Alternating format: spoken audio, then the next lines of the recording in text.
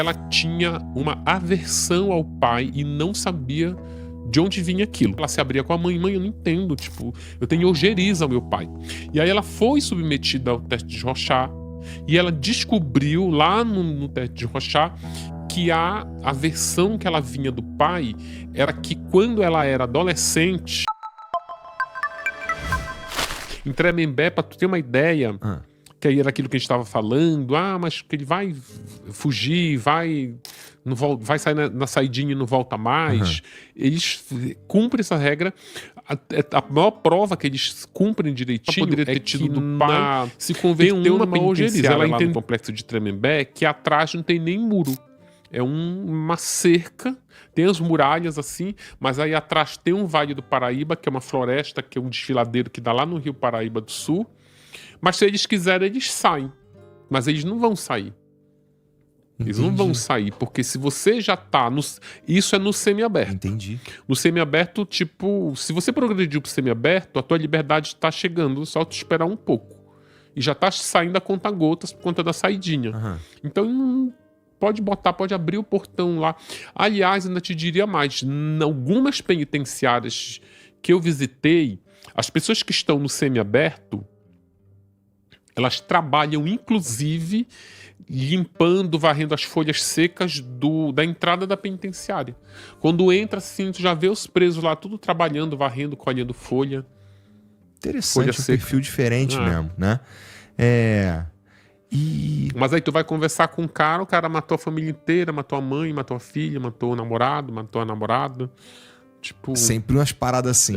Tremembé, sim.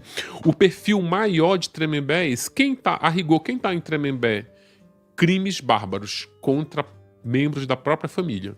E se acredita, com todas essas visitas que você fez em Tremembé especificamente, com esses presos que não são criminosos profissionais, eles cometeram esse tipo de crime aí, Suzane, por exemplo, tu acredita, não precisa falar nome, por favor, inclusive, que esses caras eles têm um potencial de voltar para a sociedade e serem funcionais novamente? Eu acho que não. Até porque, isso eu te afirmo de forma categórica, porque muita coisa que compõe as biografias são os exames criminológicos, né?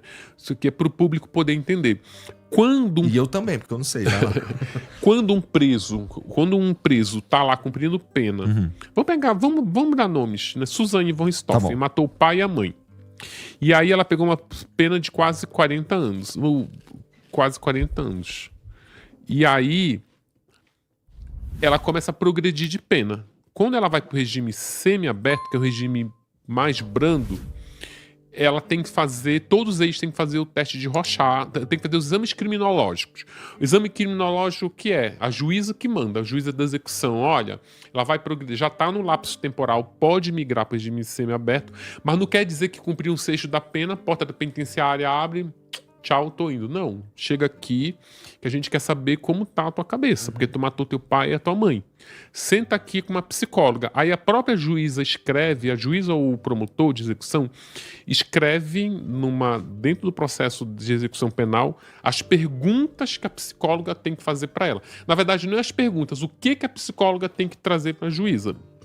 Número 1, essa pessoa tá ressocializada? Número 2, como ela lida com o crime que ela cometeu.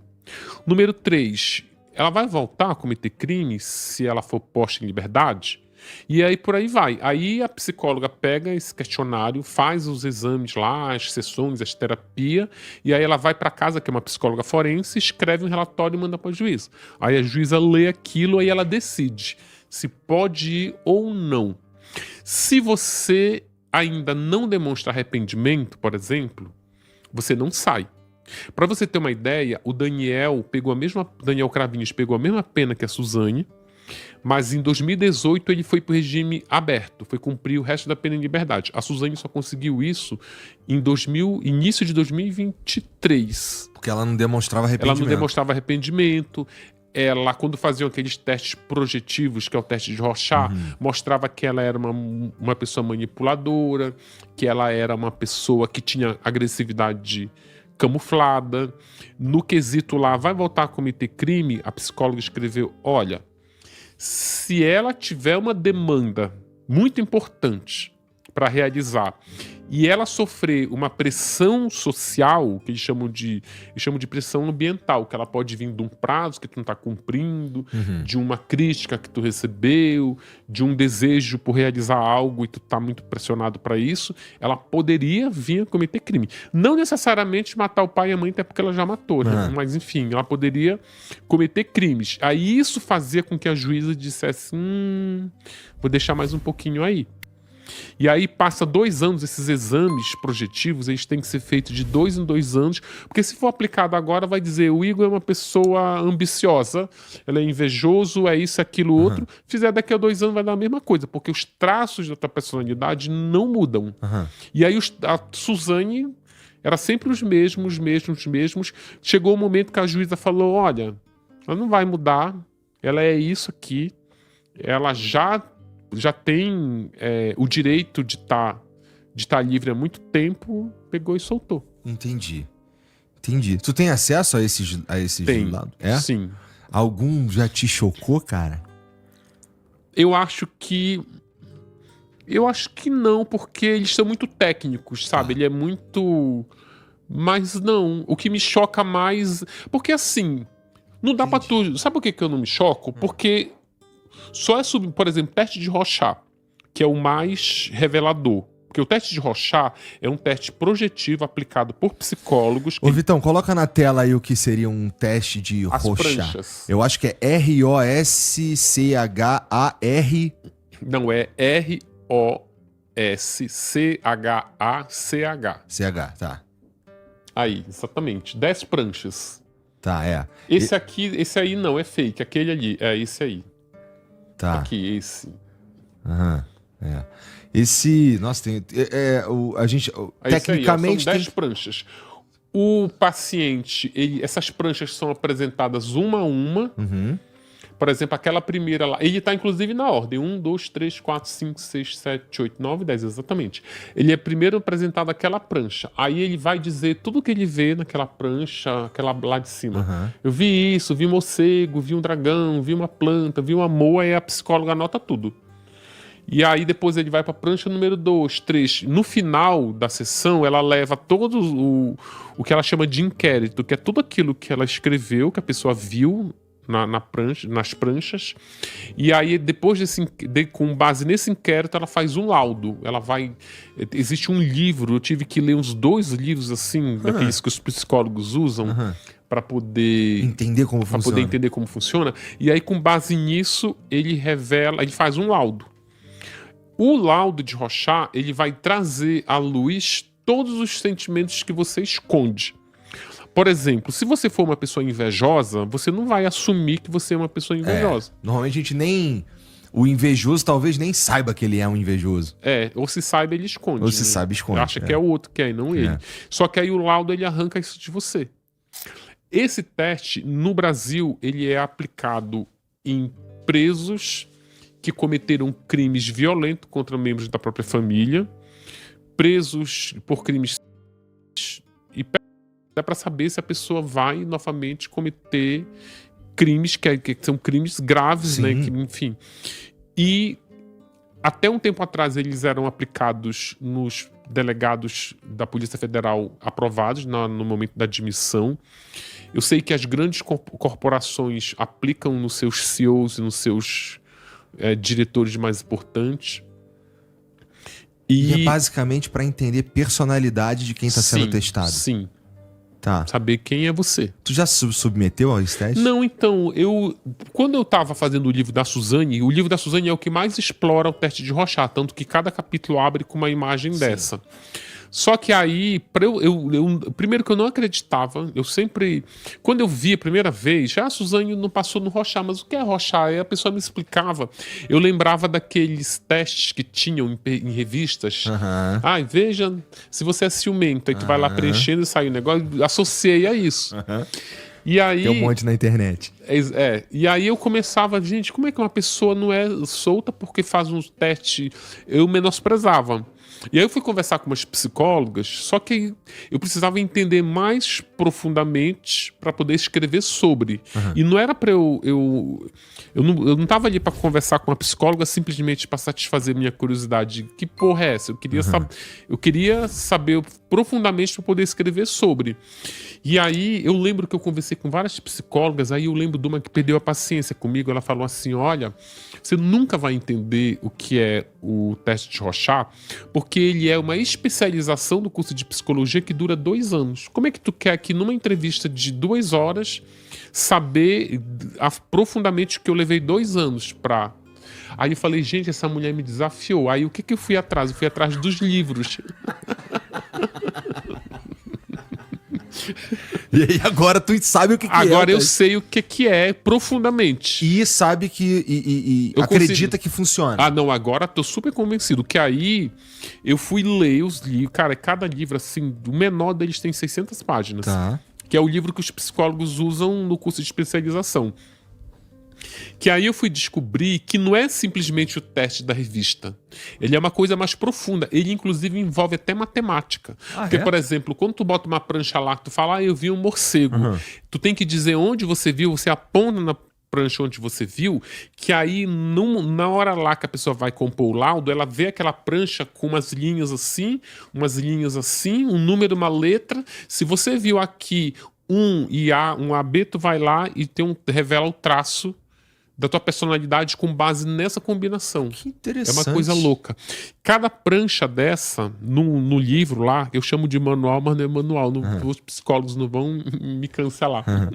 No livro lá, onde tem essa parte para você ver o que é, que eu chamo de manual, cada prancha dessa chega a ter 1.200 coisas que o paciente pode ver nela. Nossa, e são 10 pranchas, então. E dependendo dessas 1.000... Calma aí. 1.200 coisas que o cara pode ver. Ali. Tem uma lista, assim, de coisas que estão lá.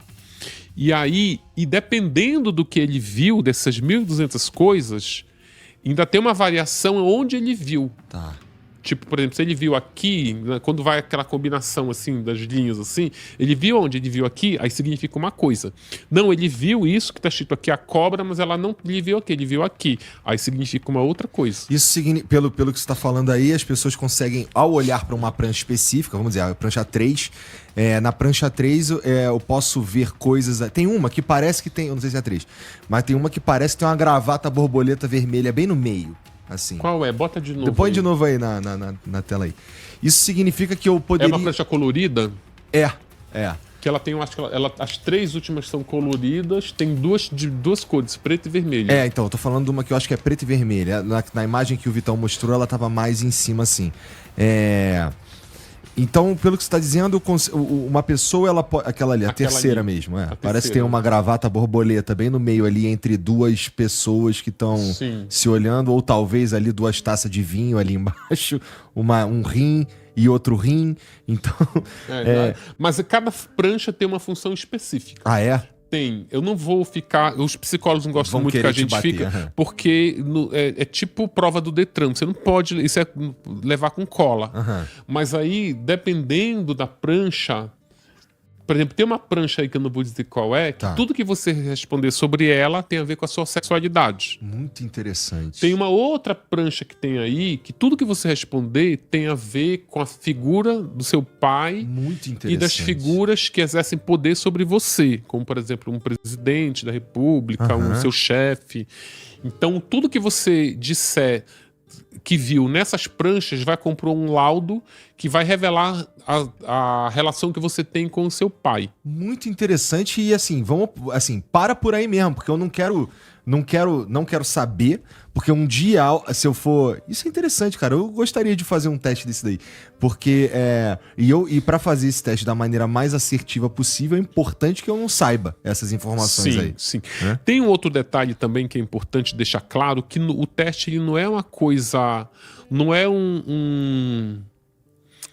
é um passatempo, mas não é essa palavra que eu quero usar. Não é uma Eu vou ali fazer o teste de Rorschach. Não é isso. Tá. O teste de Rorschach ele é uma indicação. Você tem que ser indicado para fazer isso.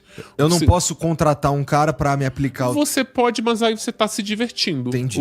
Ele é uma indicação clínica. Tá. Você frequenta um psicólogo, você frequenta um psiquiatra, porque você tem questões para ser resolvidas. Em algum momento eles vão te indicar, vão te dizer, olha, você precisa fazer o teste para você poder entender o que está acontecendo. Entendi. Eu vou te dar um exemplo prático.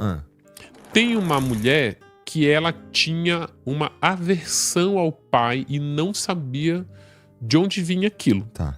Às vezes ela estava na mesa de jantar com a família, o pai dizia, passa o sal, ela pegava o sal, tacava na cara do pai e ela não entendia de onde vem esse ódio que eu sinto pelo meu pai. E a mulher tinha acho que 20 e poucos anos. E a família ficou preocupada, sabe? Vamos para um psicólogo, vamos ver o que é. Ela se abria com a mãe, eu não entendo, tipo, eu tenho ojeriza ao meu pai. E aí ela foi submetida ao teste de Rorschach e ela descobriu lá no teste de Rorschach que a versão que ela vinha do pai era que quando ela era adolescente, ela não chegava a ser a do pai, o pai ficava se comportando como se fosse um namorado dela. Entendi. E aí aquilo criou um gatilho, deu um tilt na cabeça dela que o possível ela poderia ter tido do pai se converteu numa ojeriza. Ela entendeu isso no teste de Rorschach. Arrancou de dentro dela um sentimento. Que o objetivo do teste é esse. Eu vou arrancar de dentro de você coisas que você não quer trazer à luz porque você sabe que quer esconder, ou coisas que vêm à luz que nem você saberia. Entendi. É uma coisa muito louca, assim. Cara, muito interessante. A mente humana é muito complexa e interessante, né, cara? Eu acho que boa parte da razão pela qual as pessoas leem os seus livros tem muito a ver com entender mesmo o que passa pela cabeça desses criminosos, dessas pessoas aí. E as relações familiares também, Igor, isso é super importante, né? Porque você vê que tem um emaranhado assim de relações, a relação do pai com a filha, do namorado da filha com o pai da namorada, tipo, tem umas camadas e subcamadas. E uns traumas que talvez tu não sabe nem de onde vem, eles apenas existem ali, e procurar saber é interessante mesmo.